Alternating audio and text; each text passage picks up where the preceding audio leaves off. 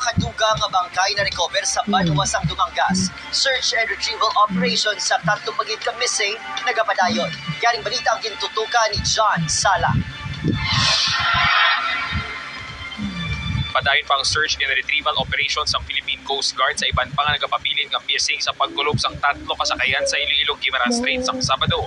Kay nasang aga na dugangan pang numero sa mga bangkay na recover sang masapwan sang Philippine Coast Guard malapit sa baybayon sa Banuasang Dumangas ang duwa panganduga nga bangkay. Pinakauli nga datos ang Iloilo City Risk Reduction and Management Council sa MBGG nga may sakay 46 ka mga pasahero, 35 dinig nakaluwas. Napulong na patay samtang isa pa ang missing. Sa MB Kisaya naman nakaluwas ang tanan nga 4 ka crew. Samtang sa MB Genevieve Mayara 40 ka mga pasahero, 17 nga napatay kag 5 ka nagapabilin nga missing. Hindi pa matumod kundiin nga sakayan nakasakay ang 2 ka bangkay nga nasapuan.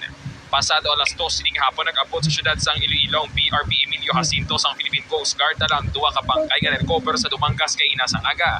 Ginaulat pang opisyal nga deklarasyon halin sa command center kung nakilala ng 2 ka bangkay nga napatay sa trahedya. Balita halin sa syudad sang Iloilo. John Sala, 1 Western Visayas.